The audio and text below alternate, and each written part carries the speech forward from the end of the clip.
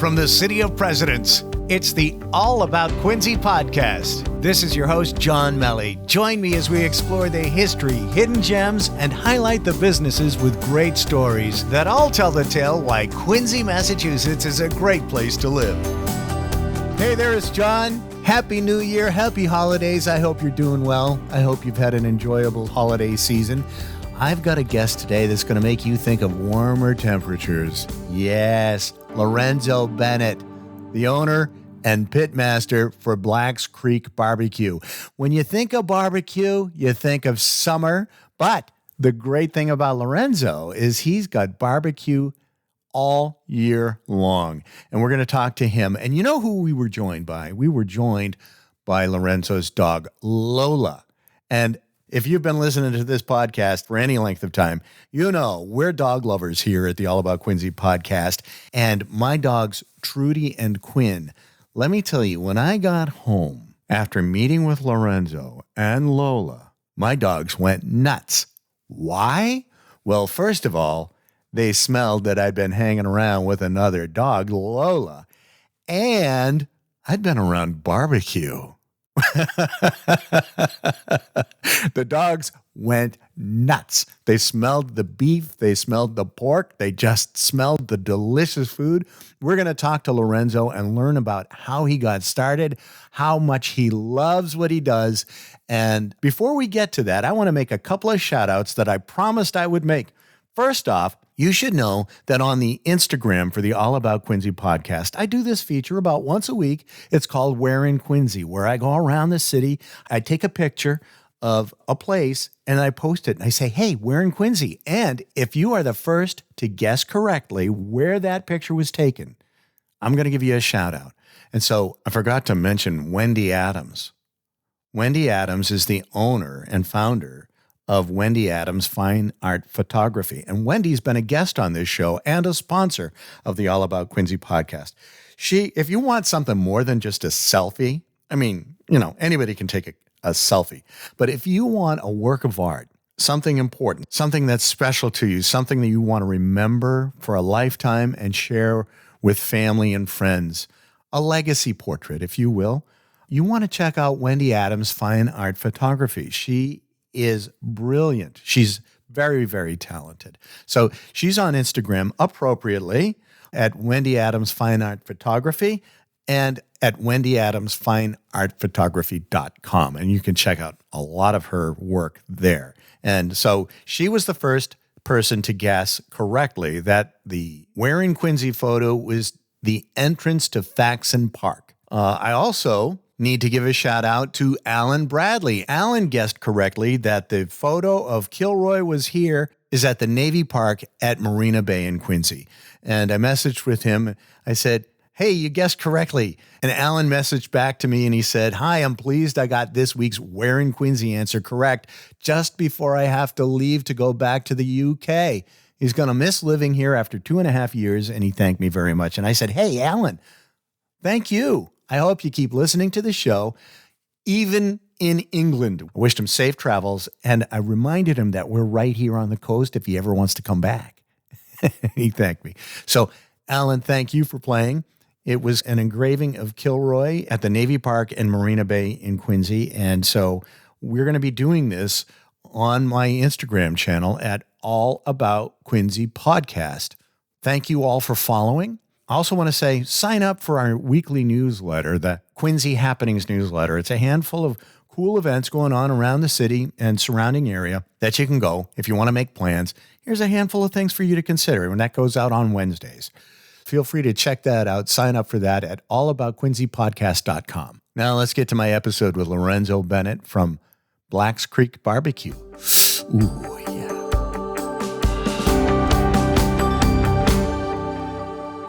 Hey, it's John with the All About Quincy podcast, and I am here with Lorenzo Bennett, the owner, founder and proprietor and chief chef, cook, bottle washer, everything of Black's Creek Barbecue.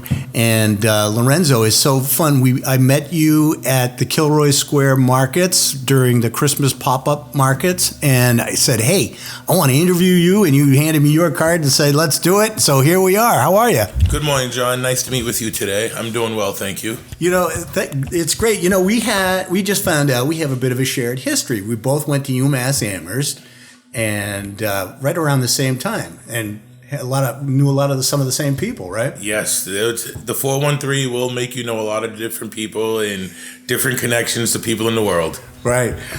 So before we dive in to tell your story, I have what I call the simple 7 questions, which have nothing to do with your business or anything like that, but it just helps our audience get to know you a little better, and they're fun. So they're pretty low-pressure questions, if you don't mind. Don't mind at all. Okay. Sweet or savory? Savory. Crunchy cookie or chewy cookie? Chewy. If you were stranded on a deserted island and you only had one tool, what would it be and why? A shovel. Okay, why would you have a shovel? To dig a hole. Okay. Do I want to know what you're going to do with that hole? Many things. Okay. You could build an oven, shelter, all kinds of good stuff. Okay. Favorite vacation spot? Florida. Favorite holiday, Thanksgiving or July 4th? July 4th. Summer or Winter Olympics?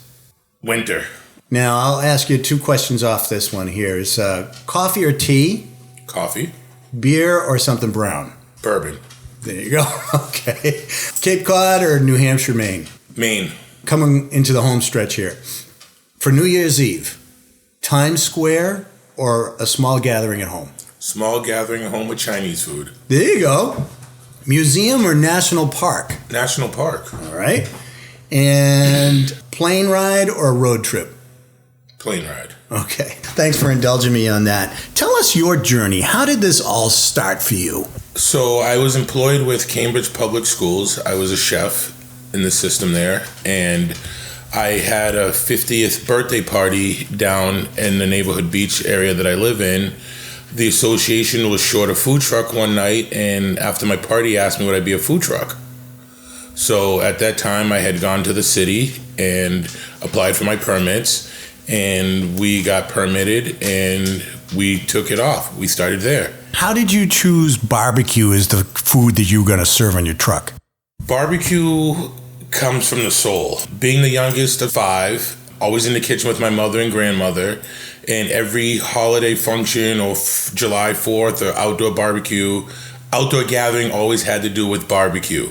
So from there, we started. My wife said she's tired of me having everybody over the house, giving away free barbecue, go out and make some money and do this. And that's how it started. Now, how long have you been running your truck now? We've been in business for 2 years. Prior to that, we'd looked at a building on Furnace Brook Parkway, the old Verk building across from Black's Creek, and that's how the name Black's Creek's Barbecue started. I was going to ask you the origin story of Black's Creek Barbecue, how that came about. And of course, it's a well-known area in the city. I mean, it's where they fire off the fireworks and everything like that. So we did our event on a Friday. That Sunday, Memorial Day of 2022, my wife said, let's go out and set up. And my wife, 3 kids with our smoker and tent, tables, and Cambros and coolers.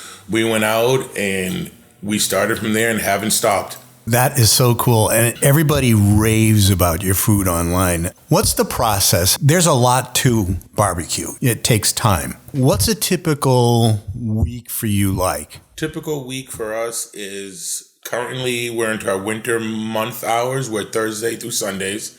My day starts at 4:30 in the morning and ends probably 7, 8 o'clock at night. We cook slow and low, everything from brisket to St. Louis ribs, pulled pork, jerk wings, thighs, mac and cheese, coleslaw, cowboy beans, cornbread, collard greens, and we do a bunch of catering also. Good for you. So when you start to low and slow cook, is it brisket that you're doing and pork, or is it mostly brisket? Both? Okay. We do everything. Everything's cooked fresh daily, every day. And so it starts at 4 o'clock in the morning, and then is it ready to go that day? By 11 o'clock. 11 o'clock. Our hours right now are 11 to sell out. and we sell out quickly. That's not a surprise. What's the favorite thing that people love the most? Besides our ribs, we have a signature dish, which is called the Creek Bowl, which is cornbread topped with your choice of pulled pork, chicken, brisket, burnt end, or sausage, then topped with mac and cheese, topped with coleslaw, then drizzled with barbecue. Oh my God. You can't kick on that. It's everything that you want. It gives you a taste of everything. Right. Do you find that people keep ordering that, or do they say, I really love the burnt ends, that's what I want next time? Yes. People do a variety of different things. They've tried the cornbread, or they try the brisket, they try the ribs, they try the pork. That's smart. And then we have a hot link sub also, which is another dish that we try. It's like a hot, spicy sausage, smoked sausage. It gets topped with coleslaw and spicy barbecue sauce. I should tell you, I think I told you before we started recording that I paid for college by being a meat cutter. So I'm not afraid to experiment with stuff, and I actually cure and make my own bacon. So I'll order a pork belly and put a dry rub on that thing. I'll take the skin off it and all of that and let that set for a week. And then I'll smoke it on my grill and all that kind of stuff. But you can't beat the low and slow. Low and slow is the way to go. $2.75, and just sit back and just watch it. It's like setting a big crock pot. There you go. I love crock pot. When we got married, I said, I want to get a crock pot. My wife was like, why do you want to get a crock pot? And I said, well, I've been a bachelor for a long time. So this is the great way to cook. And you can set it and forget it. And then it's ready when you come home from work and you've got a nice meal waiting for you. And so, but we use it all the time. We make chili, stews, soups.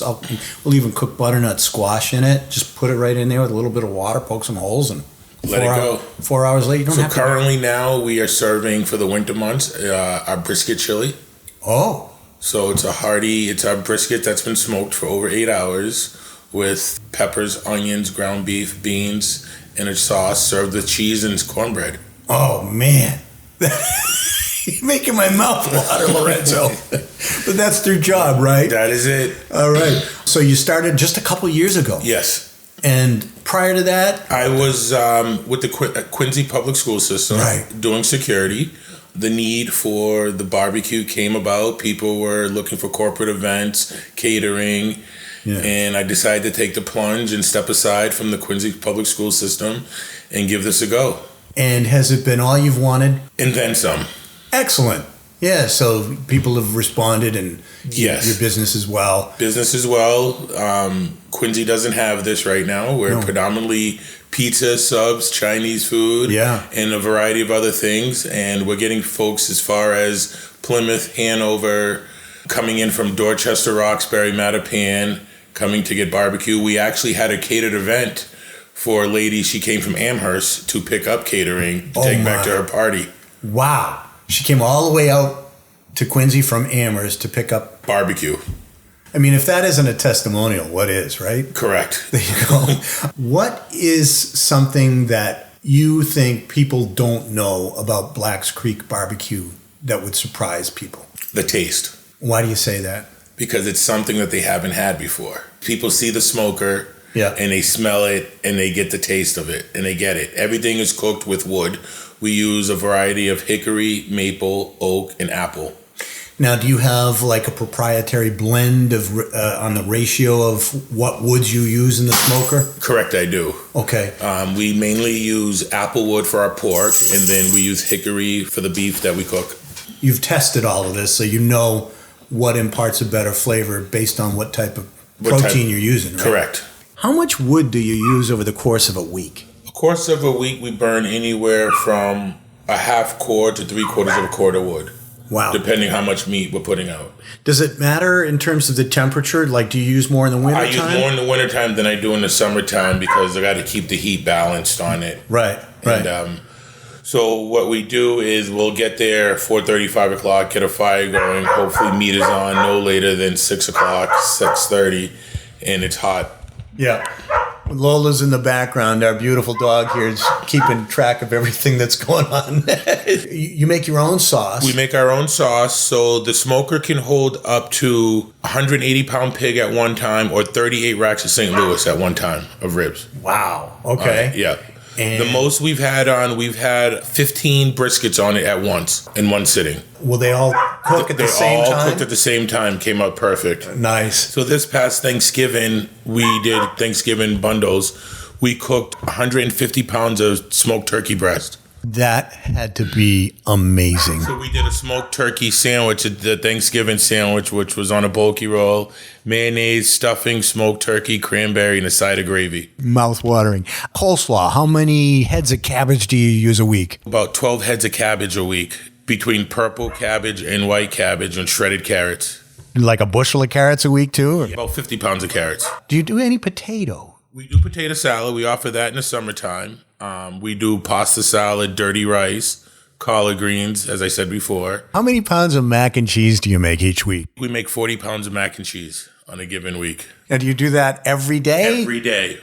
So 10 pounds a day, we go through a pasta. About 3 gallons of cheese sauce. Onions? They go into our cowboy beans. Now, do you put any pork in with the beans? We put ground beef in with the cowboy beans. Oh.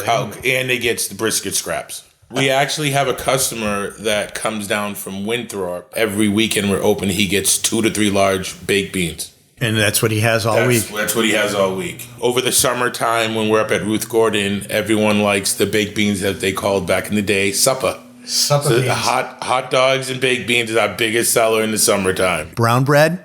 Can of molasses bread? I do remember that, but they eat our cornbread with it. Okay. Our honey butter cornbread. Oh, man. I am going to have to come down this weekend. I wish you would come down. I'm definitely coming down. Thursday at 11 a.m. and we'll close probably 5 or 6 o'clock once we sell out. So you have that much. I thought you would be like gone in a couple of hours. No, we make it last till about the early rush till everyone gets home from work. We do a second cook around 11, which will get us through the evening. And people come and they'll pre-order, get a rack of ribs or a platter or sandwiches or sides to take home. And you do it all right there. We do it all right there. Up in the north, it's hard to find good barbecue. Right. So both my parents are from the South. I adapted that culture. My father's from Sanford, North Carolina. My mother's from Tallahassee, Florida. So both of those were enshrined in me, different styles of barbecue. So everyone asks what kind of barbecue. I tell them it's backyard barbecue because it's a variety of different cultures that came together. I love it. So you've tested all of this and the flavor, it's almost your signature. It's Lorenzo Bennett's imprint on the food.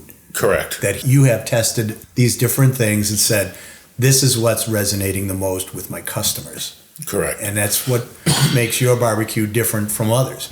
I interviewed Jerry Martocchio over at Gennaro's, and he was telling me about how his pizza and how he makes the dough, but then he chills the dough, and then he works with the dough when it reaches a certain temperature. So there are all of these nuances that artists like yourself bring to your food, and I just think that that's a fun story to tell people who listen to the show, that you're not just shredding up some pork and throwing barbecue sauce on it. You're making it our meat, none of our meats have sauce on it. All our meat is all dry rubbed, and we put sauce on the side. Now, and you've obviously come up with your own dry rub too. So the ribs and the pork get the same. The beef is a different recipe, and the chicken's a different rub. Now, explain to our listeners why you use a dry rub as opposed to a sauce. Because we let the smoke do the talking. And the dry rub, what does that do for the It meat? absorbs into the meat and cures it when it's being smoked. Okay. Now, do you put the dry rub on? Day before. Okay. Day before. So everything's dry rubbed the day before. And then that morning when the smoker's at 250, we place our meat on the smoker. So at our current location, folks on the main road will smell the smoke or see the smoke coming down C Street. Yeah. And they know we're open for business. That sounds great. And it's Thursday through Sunday. And then our summer months are Tuesday through Sundays. Now, did it just start like you were there for an afternoon and... We were weekend warriors, going out on the weekends, and we were doing pop-ups at breweries. We were doing events for the city of Quincy. We did Winterfest. We did Country Fest. We did the Pops. We do every Friday in the summertime. We're up at Ruth Gordon amphitheater up at Pageant Field. We're there with that. I interviewed them for the program last summer, and I did another episode with them this past summer. So we're going to be back for a third year. We partnered up with Break Rock Brewing. We're down at Break Rock, and they're there with us on Friday nights also. Another guest of this show. Another local Quincy establishment. Yeah.